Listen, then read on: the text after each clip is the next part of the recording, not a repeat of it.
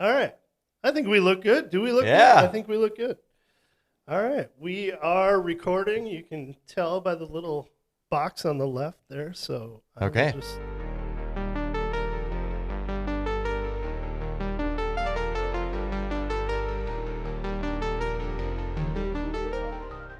Hey, what's up? Welcome back. It is North Wright County Today, the podcast. We are back on the air. It has been a bit. It's been a couple weeks, and everybody, hope you enjoyed the 4th of July, Independence Day. Got a nice weekend for it, hot weekend for it, so hopefully you were able to get near some water or some air conditioning. Some people got into water that they probably shouldn't, but we'll talk about that later. Hey, we are back. I am joined to this. I am Mike Schomer. I should introduce myself first for those new to the podcast. Former ink-stained wretch, communication specialist, Elk River School District, and founder, editor, publisher of North Wright County Today and North Wright County Today, the podcast. And we've been going about 6 months strong now, and this guy was on my list of guys to get, and that is Pastor, Mr. Dad, Father of the Year, Jeremiah Curran. Thank you so much for joining me. Yeah. Wow. What an intro. I specialize in intros. You can ask anybody. But yeah, so we've had a few friends on, and mutual friends and things like that. So super cool of you to join us. Jeremiah, of course, pastor of Westbridge Community Church in St. Michael. lovely St. Michael. We Yeah. broadcast, of course, from downtown Albertville, historic downtown Albertville. But we can talk a little bit about how you were almost in Albertville. Yeah. Yeah. We were this close. We have not really sat down and chatted much other than in passing. My kids are somewhere and we're kind of like, oh, hey, there's Jeremiah. Yeah. But life's been busy. But yeah, it's good to see you, man. Yeah. You too. Thanks for having me. How are things? How are things with you, and how are things with Westbridge? With me, things are great. Yeah. Got 4 kids spanning from 11 years old, the youngest, to my oldest, who is 22 and married, and and a couple in between. So Right. yeah, Not a we're all over grandpa the yet, place. though. Not yet. Yeah. But I think that's coming soon. Yeah. Well, congratulations on that. And I can't believe your youngest is 11, but my youngest is 14. So, Crazy. I mean, time absolutely flies. Yeah. We obviously met, I think, back in the patch days. Yeah, for sure. When Westbridge was calling St. Michael Albertville Middle School West home. Yep. And you actually had one home before that, right? So we started in 2006, and initially it was a living room. And then we met in the old community center. Well, it's now the community ed building, I think. Yeah. So we met in the basement there. We met in the movie theater. And that might have been when we got connected with Patch, was when we were meeting in the movie theater. Maybe movie theater. Yeah, correct. And then we went from the movie theater to Big Woods Elementary to Middle School East and then Middle School West. Man, you guys made the rounds. Yes. Yeah. Yeah. And that's true. I think it probably was the theater. Yep. And then I actually, attended a service here or there. Yep. I think maybe the last one that sticks with me is Middle School West, because the childcare operation at Middle School West was top notch. Like it was. Yeah. I mean, you guys had it worked out. We had it next dialed in. level at that point. But well, let's kind of pick up there. You made the journey to your land and your building and your own home.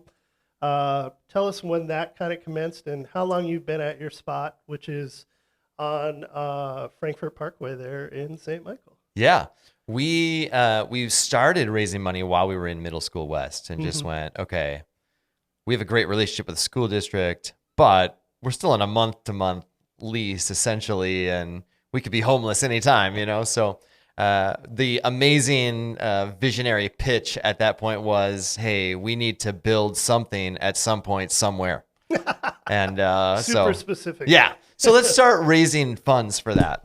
And we did that. And so we had money to purchase, initially thinking we'd purchase like an existing facility that we could renovate because that would be way cheaper. But just, I think by nature of what St. Michael is and what it's becoming, especially this is 2012, there's not a lot of old, large buildings that people aren't using, right? Right. And so I just went, okay, we're probably gonna have to look at land. And then went through quite the search to find land that was zoned appropriately that we could fit into. So we were under contract several times in different areas, and each one would fall through for various reasons. So the site we're on now, we closed on that land in 2016. That was our 27th attempt. Wow. At purchasing something, and just this one won't work. This one won't work. Can't get, Planning and Zoning Commission won't sign off on this one. This one's zoned wrong. And so finally, this one we found, and they said, okay, this one will work. And so we closed on that in 2016, and then we began construction in 2018, and then we moved in like late summer 2019, and then we shut it all down in 2020. I was going to get there, but you jumped ahead. Yeah, I'm sure you ran out of Bible verses for persistence and determination. Like, guys, I don't know. There's no more. Yeah, there were several times where we were like under contract and thought, this is it. This is going to be our future, home and permanent facility. And then it would fall through. And we would announce it. Like, it would be like, all right, we're celebrating. Let's move ahead. And then something would happen. The deal would fall through. At one point we had someone, and then the last minute, like we were going to sign, and at the 11th hour, they kind of got cold feet and backed out. So there was a number of those where I just had to go back to the church and go like, man, I thought we all thought this was going to be it. It's not. Let's keep moving forward. And so definitely like from 2012 to 2019, it was about 7 years for us to eventually get a permanent facility. What kept you going? What made you like not say, well, let's look in Buffalo or let's look in Rockford, or why stick around here? Yeah, I mean, we really love St. Michael. We really wanted to be in St. Michael, and St. Michael's kind of it's a central location to a lot of those places. So sure. We have people who attend Westbridge from Buffalo, Monticello, Elk River, Rogers, Dayton, Curran, Hanover. And so it's really right in the middle of all of that. And we felt like if we moved too far, east or west, that we would cut off a good chunk of the people that were already a part of the church. And then, the motivation to keep going was just going like, we just had to remind ourselves over and over again, a church is not a building. Right. That's just a tool, right? Like and even what we have now is it's a box. Really, I told our architect originally, I was like, you guys get 90-degree angles. You get nothing else. I don't want to see fancy angles because all that stuff costs money, Right. I'm like, just build us a box. That's what we need. And that's what it is. I mean, and so for those 7 years, that was the focus. You're kind of a gym rat, so it looks kind of a gym. It kind of does. A little bit of the old school, high school gyms where we're just, in a couple windows and yep. Great. I mean, some of them don't even have windows. Some of the ones you and I grew up in. Yeah, it's true. The court's right up to the wall. 3-point lines about that far from. Yeah, exactly. Got to make sure your feet are in. But yeah, I mean, in the end, it ends up being the perfect home. It's you're next door to another church, obviously St. Michael Catholic Church. Across kitty corner from you, another church shows up, and there's just almost a heart of our faith community right there in downtown St. Michael.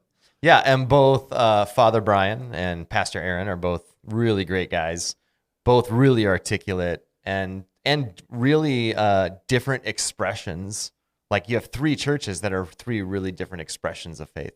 Sure. Yeah. Yeah. I always use the line, I've used it many times in my article. The superintendent at one point, former superintendent Marcia Ziegler said, to be a minority in St. Michael Albertville meant that you weren't Catholic. But, that has changed obviously a lot since, 2005, 2010. I think when I did that story, it was the beginning of Patch and it was the 2010 census. And here we are 15 years later. And we have become a community of of many different walks and added to our diversity through culture, character, and of course our faith. Yep. So tell us about Westbridge and what kind of the pillars are for you guys. Yeah, I mean, I grew up in Buffalo. Right. So there was a season through my 20s where like this is the season of life where all your friends from high school are getting married. So yeah, there's like 30 weddings that for me, I was the guy that everybody was like, oh, he can officiate our wedding. It wasn't just like, hey, come, you're invited to our wedding. It's like, hey, could you officiate? So I officiated a bunch of weddings through my 20s and early 30s of all my high school friends. Sure. And then for a lot of them, their story was, it wasn't that they didn't have faith and it wasn't that they were like turned off to God necessarily. It was just, hey, I got confirmed. And that's kind of when I stopped going like, oh, good. I graduated from faith basically. and then they'd go to college and get married and start raising a family and go, but I kind of want my kids to have some kind of faith foundation. Mm-hmm. But I don't know that like it's stuck for me growing up and I want to find something else. And so the big motivation early on for us was to go like, how can I create a church that I can invite my friends to and they'd actually come? Mm-hmm. Because there's just this mindset around here's what church is, here's what it looks like, here's what it feels like.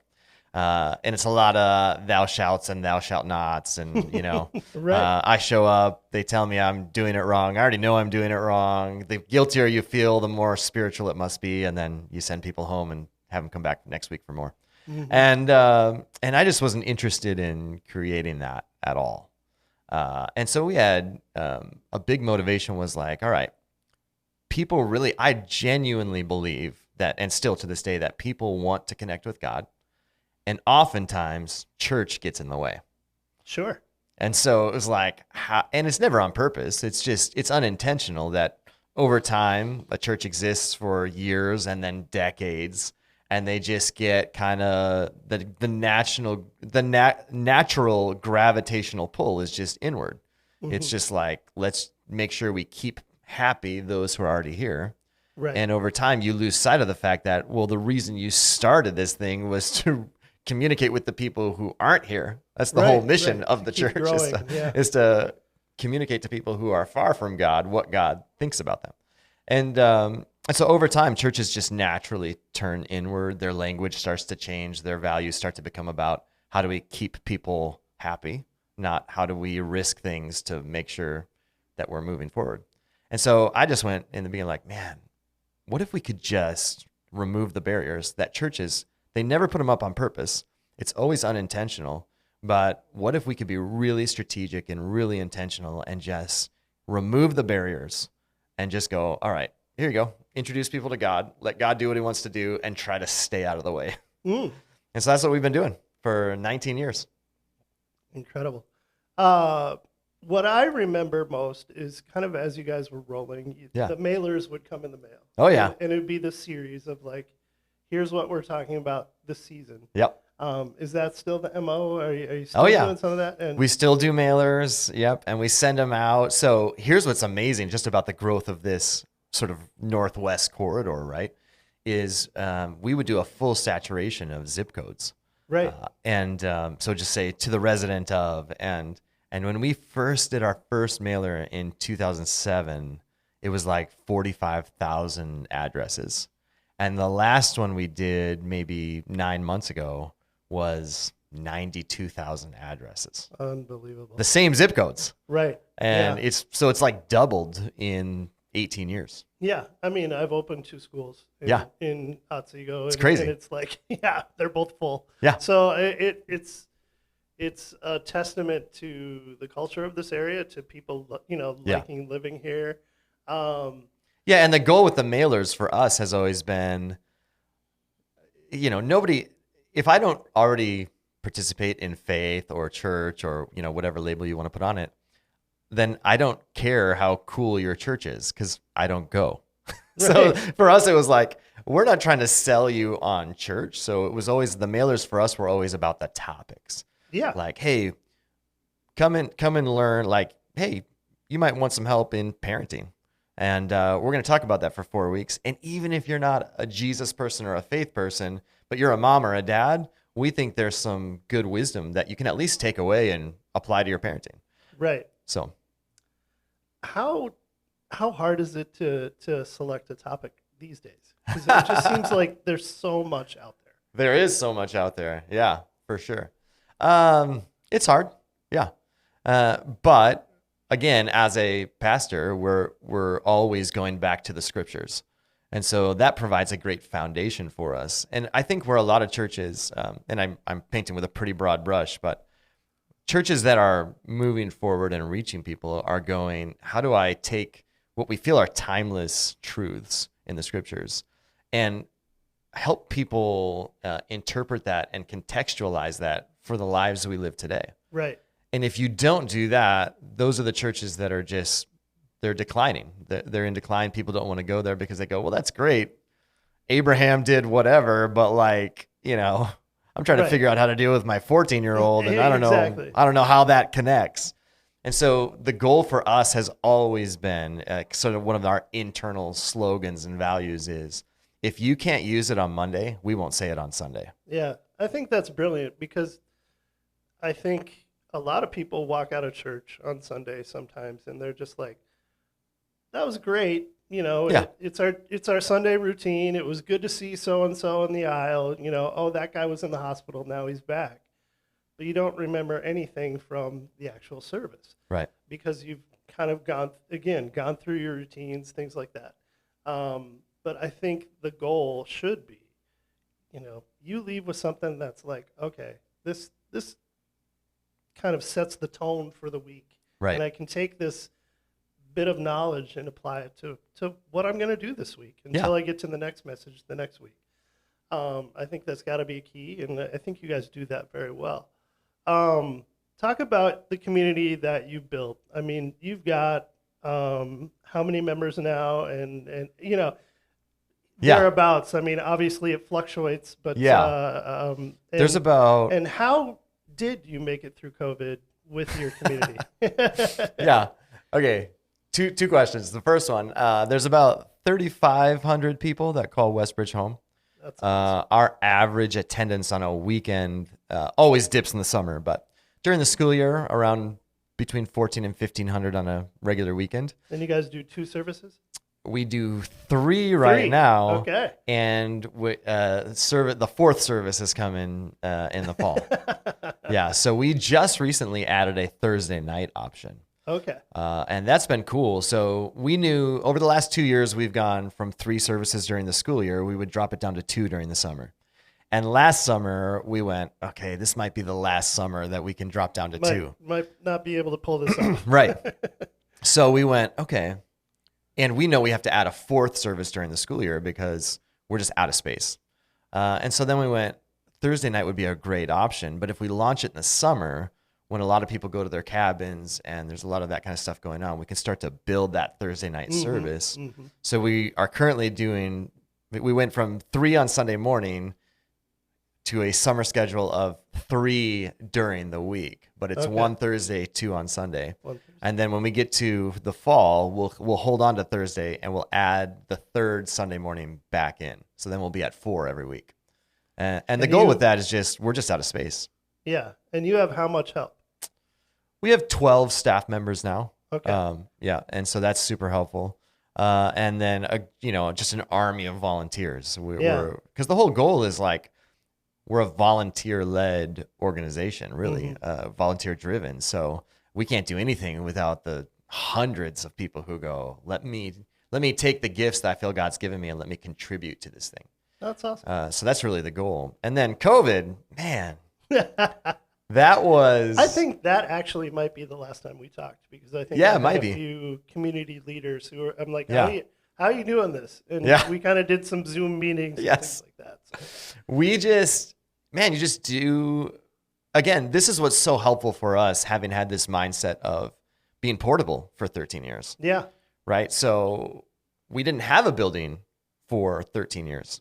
And we were only in our building for 6 months when it was essentially taken away from us. Right. So we just went, well, we know how to do this.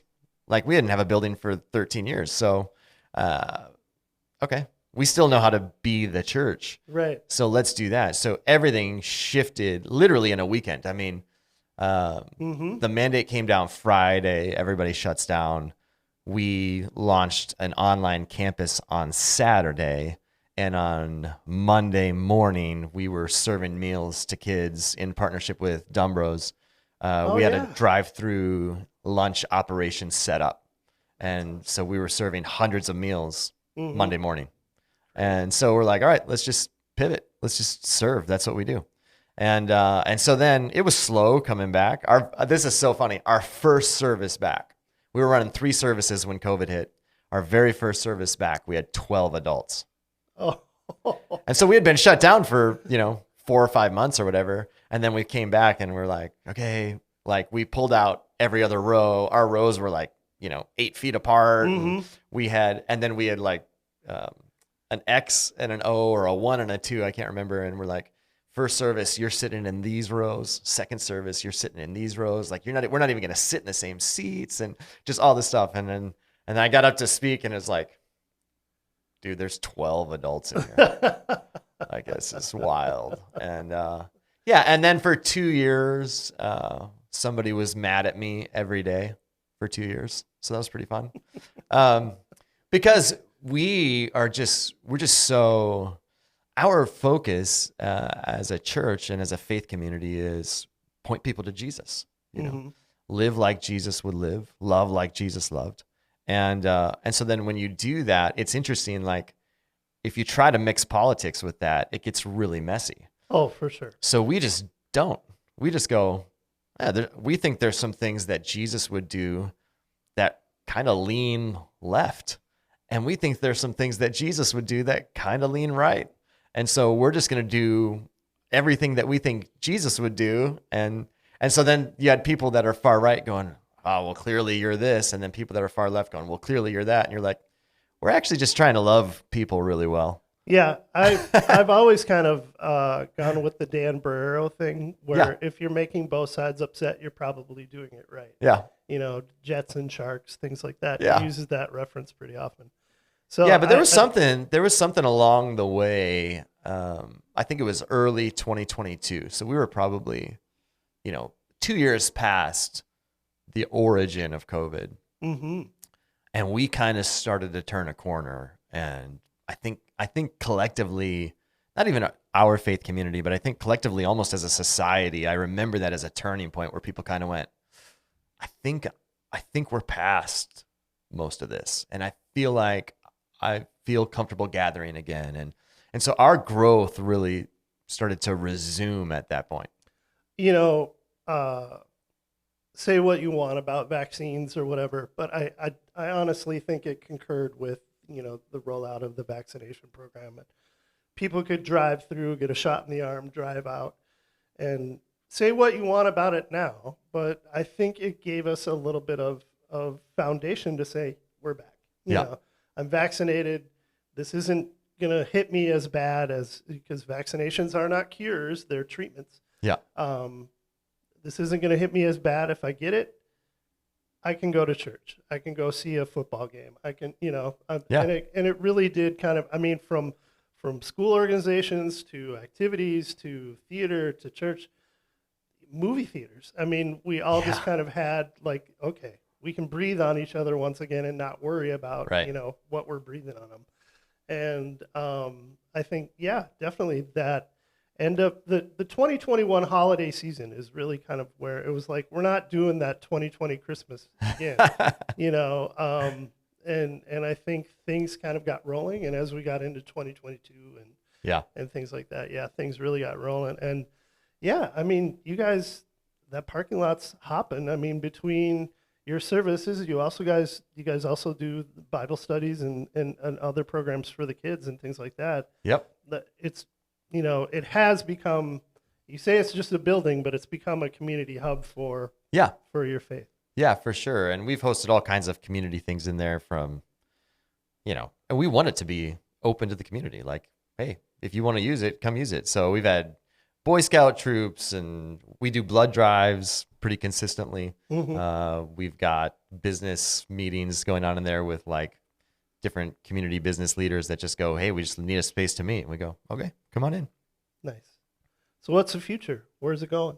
How long can Grandpa Jeremiah keep doing this? Well, I feel like I have another 25 years in me. So I mean, we started pretty young when we started it. So, but I was just at the Planning and Zoning Commission meeting last night in St. Michael. We had a proposal before the Planning and Zoning Commission to permit. So we're underway. We're raising funds for phase 2 to add on to that facility. Breaking news. Yep. We've been working with architects for about 8 or 9 months and really trying to figure out what the plans will be. So the great thing is that's a good problem to have. Right. The bad thing is the construction costs are astronomical. Yeah, they're not going to go down compared to where they were even 6 years ago. Right. And so, yeah, we built this facility that we have now, we built for $200 a square foot. And right now it's like $435 a square foot. That's and tough. It's just like, man. So we're raising funds. Architectural drawings and schematics are 95% done. We've been working with civil engineers, structural engineers, all those guys. Submitted everything to the city, had the public hearing last night, and then goes to city council for permit, I think in 2 weeks. Nice. And so the goal is it's essentially doubling the size of the facility. Wow. We have a 500-seat auditorium currently. Mm-hmm. The phase 2 will give us an 1,100-seat auditorium and a new lobby for adults and double the parking. And then everything that is our current facility will all get renovated to become kids and student spaces. Wow. Okay. So the new auditorium would be to the north of the current building, or where would it be? To the east. East. Okay. Yep. Moving down Frankfurt Parkway there. Yep. Cool. Yeah. And it'll kind of follow the contour of the road. So the building will have a little bend in it. Ooh, no 90-degree angles. Kind of like, you have to. I was like, do we have to do this, guys? But the civil engineers were like, you can't fit parking if you don't match it to Frankfurt. Right. And I go, all right, that's fair. Now you just need Edgewood to go through and connect. Oh, that'd be great. Albertville and St. Michael. Yeah. And you guys would be right at the heart of it. Yeah, I love that. That was, years ago that was discussed. And Albertville was like, no. Yeah. So, but I think it's got to happen one of these days. At some point, right? You would think it has 19 just can't handle all of it. Yeah. So that's another talking point for another time, but awesome. Well, we should mention your family and your lovely wife who's been with you, as you've kind of said, every step of the way on this. Every step of the way. Yeah. Our anniversary is next week. So 26 years we've been married. And then our kids are 22, 18, 17, and 11. And then, they've been with us for my youngest 3 is the only church they've ever known. Right. And so, and they love it. They're all involved. They love being a part of it. So we're loving this season, man. It's, we got 3 older drivers in the family. So right. Yeah, I'm enjoying that. I've got 2 drivers now, and it's like, go do your thing. Yeah, so, that's great. Good deal. Well, thanks so much. Yeah, where thanks can for we having find me. you online? Westbridge. Yeah, westbridgechurch.com. Okay. Yep, really easy to find us. And we, of course, stream all of our services. We have a lot of people that watch, which is really fun. That's one of the really fun parts of, like, I think the world kind of shifted in COVID. And that was one of the really good outcomes was. Absolutely. Like, people realized, oh, we can still participate. Because, again, if church, there's a part of community that we said you want to be transformed by the service and the message, and some of that is being in the room, but some of that is really the community. It's the people, right? And so people are realizing, even if I can't make it to a service, I can still be in a group with people during the week, and I can participate in the service and time shift it, and figure out when it works on my schedule, get the content, but then still jump into a small group with other people who are moving in the same direction spiritually, and we can help each other grow. And so it's just really opened a lot of doors. We had a lady that was watching from St. Louis. That's awesome. And That's cool. saw that we were doing a water baptism and signed up and drove up and got baptized in person. Oh, no way. And then went back and, she watches every week from St. Louis. So that's cool. We hear a lot of those stories, and that's been pretty cool. So yeah, westbridgechurch.com. That's got all the info. And then we this year rolled out a brand new app. So oh, cool. It's just the Westbridge Church app, and you can find it on, the Google Store or the Apple Store. Yeah, and it's got a lot of great information and updates daily. Nice. Yeah. Cool. All right, now you can put your co-host hat on. Okay. And I'm gonna hop into a couple ads first. Love it. And then we'll talk about what's going on around our community. Perfect. Hey, North Wright County Today, the podcast, is brought to you by Stellus Health. Locations in Buffalo and Monticello. Stellus Health has you covered. Doctors that care about you, live in your community, want you to be healthy. Check out stellushealth.com for their podcasts, which are far more professional and informational than this one.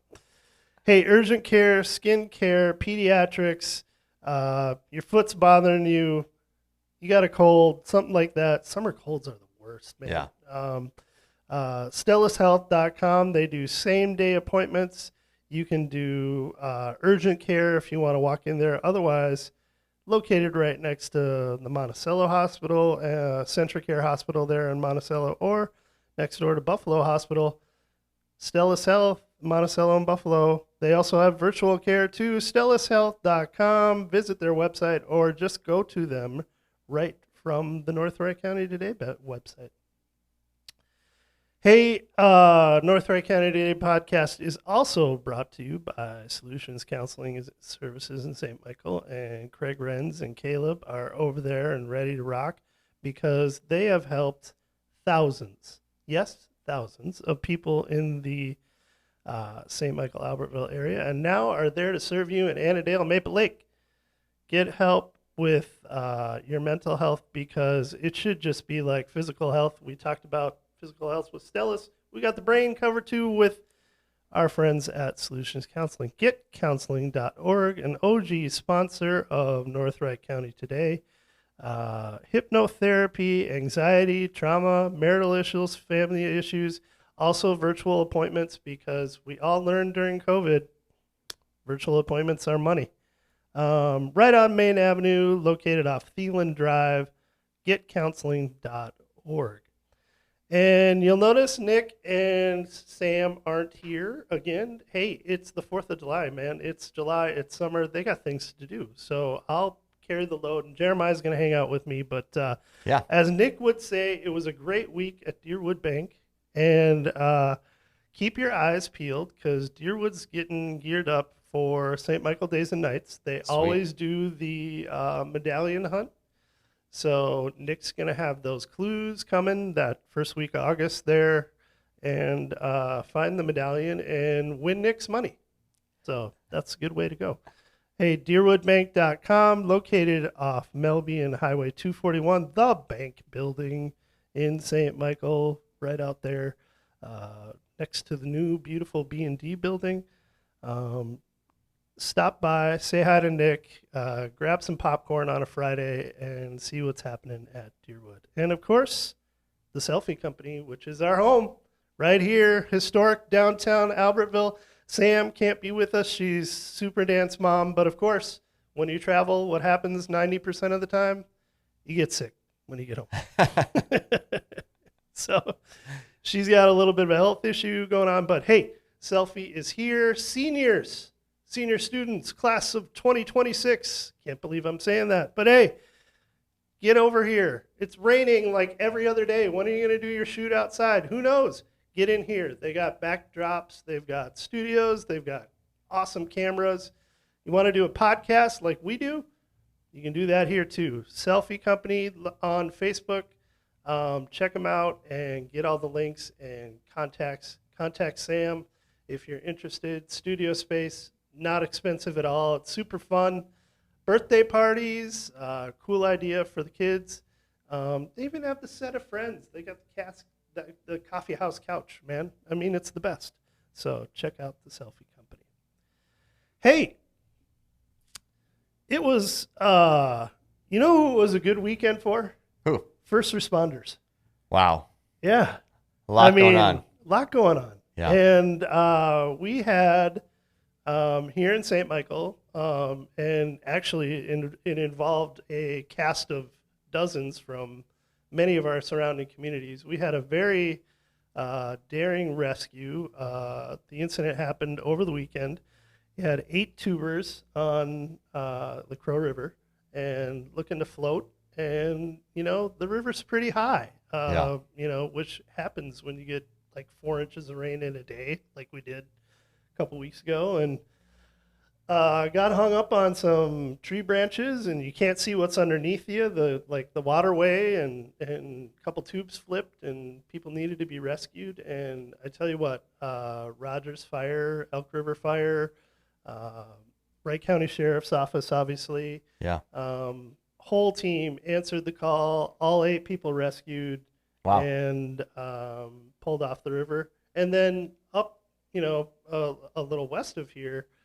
Same thing happened on the Sauk River near Rockville. Oh my goodness. You had kayakers, and same thing on the Sauk River, and get caught, and kayaks actually get sucked underwater, and daring rescues up there. So I think the bottom line might be stay off the river for a while. But kudos to the first responders who helped out with that, ambulance, fire, police, county deputies. A great job. I mean, to have no loss of life when we had a tragedy on the river last summer where we lost someone on the Crow. It's fantastic that everybody made it, and we're not going to scold you, tubers, but maybe next time check the conditions before we head out, and let those water levels come down a little bit. But yeah, so, yeah. And then St. Michael Days and Nights is in August as well, isn't it? Right. Yeah, I was just. I'm getting ahead of you. No, that's okay. That's all right. You know, we'll just hop over to the computer here. See. We always do. They always shoot off the fireworks at the end of St. Michael Days and Nights, and it's right next to our parking lot. So anybody from the community that wants to come watch fireworks, we always open up our parking lot and have drinks and all that kind of stuff. So. Is it like the old Metrodome days where it's $20 to just, $20 to just park? There's no charge. Hey man, this is you might want to think about this if you're phase 2. Yeah, let's get this built. Phase 2. Let's anyway. No, free parking. Check it out. Parking lot. Hey, it is coming up, man. It is August 8th and 9th, so we are 4 weekends away. Yeah, which is crazy because when Days and Nights happens, then I'm like, oof, crap, it's back to school. Yeah, I know. So as a parent and as a school communicator, I kind of know Days and Nights is the end of the road for the lighter schedule. But, yeah, it is taking shape. Fabulous Armadillos are going to be nice. Here with Chris Hockey. And Chris is one of my favorite people. In the world, just a great dude. But they're going to be here 9 to midnight on the 8th. And then Mason Dixon line on Saturday. Nice. So those are the 2 big music acts. Yeah, it's a great lineup. And then, of course, they do all the inflatables, which has been kind of the MO for the last probably 6-7 years, other than the COVID year where we couldn't do it. But, yeah, man, $25 for like a wristband, and you can run around and do all the inflatables, and there's the water slide one. And yeah, great stuff. So yeah, check it out. Say STM Days, DAZE, and Nights, spell out the word, and festival.com. So really, if you just Google St. Michael Days and Nights, it pops right up. And of course, that's the St. Michael Lions throwing that thing together. And yeah, Westbridge is kind of near the hub of all that. We're right there, across the street. Yeah. So yeah, check that out. We we do this to inform and to get the word out for you guys. So if you've got news or events or want to advertise with us, just ping me on Facebook. North Wright County Today is on Facebook. And let us know what's shaking in your neighborhood, because it's summer and things are a little slower. But we do have all the community festivals. Oh, gosh, dang, I almost forgot. Wright County Fair, guys, is right around the corner. And we talked to Maddie last week, or a couple weeks ago, my daughter, who rides in that. That is a big one. You want to get down to Howard Lake for that. I tell you what, when the kids were younger and they weren't really involved in the fair at all, you'd get the flyer, it'd show up at the house and be like, Howard Lake's far. Like, do we really want to? Yeah, you really want to. It's a half-hour drive, but it's gorgeous down there. Two, the fairgrounds is in such a unique community. Howard Lake is so pretty. It's right on Howard Lake, and just really beautiful down there. Three, it's fun. You've got the Midway, you've got all the 4-H kids. It's what a county fair used to be. Yeah. And still is. The tractor pulls and and then of course the entertainment in the grandstand. I think when it comes to county fairs, Wright County does it right. So check that out. That is 2 weeks away. We're talking like 23rd, 24th, 25th, 26th. Howard Lake is where it's at, and tickets are cheap, rides are cheap. It's pretty much a similar Midway to what you get for Friendly City Days, so stuff to do for the kids, and check that out at wrightcountyfair.org. I can't recommend it enough. It's hot sometimes. It's usually pretty hot. Yeah. But it's still a great time. Good time to be down there. And the kids in 4-H, I don't know, were you in 4-H? I wasn't. In Buffalo? You were not, but had friends. Yep. Who were. Oh, yeah. They work hard. Yeah. Those animals, by the time they get to fair, they are perfectly groomed. There's not a spot on them. The rabbits, cows, goats. I don't know if you've ever tried to clean a horse. It's not easy. They like to lay down and roll in the mud like every other animal. But once you get them clean, man, they look good.